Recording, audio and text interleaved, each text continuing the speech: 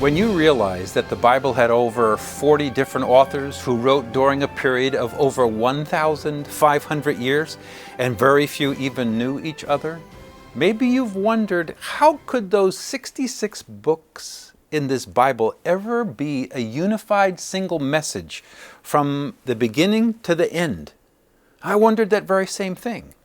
So I made a decision one day, and I took out my Bible and I copied Genesis chapters 1, 2, and 3, the first 3 chapters in the Bible. And then I went to the end of the New Testament and I Xeroxed Revelation 20, 21, and 22, and I taped them into a long sheet. So I had Genesis 1, 2, and 3 and Revelation 20 through 22, and I laid them next to each other on my dining room table with this question. How did what got started in the Garden of Eden, when he walked and he spoke with Adam and Eve, how did that story conclude? 66 books later, 1,500 years later, how did it conclude in the new heavens and the new earth when God dwells on the earth with mankind once again? What a question.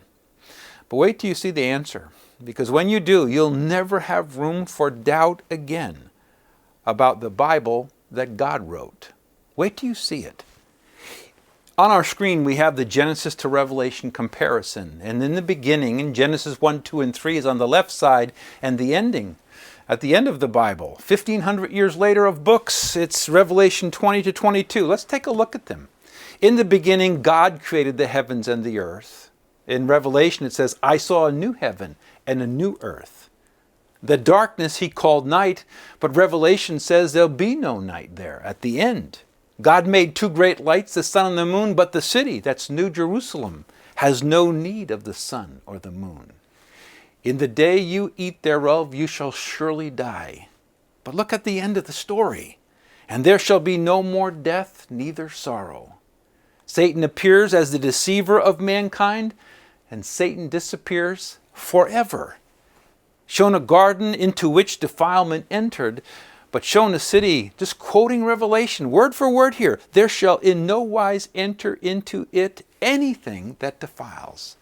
The walk of God with man is interrupted, but the walk of God with man is resumed, and it has no end. In Genesis, it says the initial triumph of the serpent, but the ultimate triumph of the Lamb over the serpent happens in Revelation.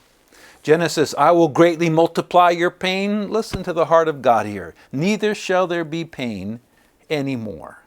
In Genesis, cursed is the ground for your sake. There shall be no more curse. Man's dominion is broken in the fall of the first man, Adam, but man's dominion is restored in the rule of the new man, Christ. Just think about this next one.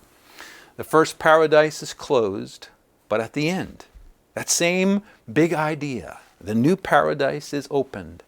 Access to the tree of life is disinherited in Adam, but access to the tree of life is reinstated in Christ. Wait till you read Revelation. And the end of it is, they were driven from God's presence, and in the book of Revelation, they shall see his face forever. Isn't that just amazing? What got started in the beginning? God from the beginning planned the completion. You see, when Billy Graham said the following words, I think he summarized all of this. He said it this way: I've read the last page of the Bible. It's all going to turn out all right. The Bible, God's holy scriptures for you and me today.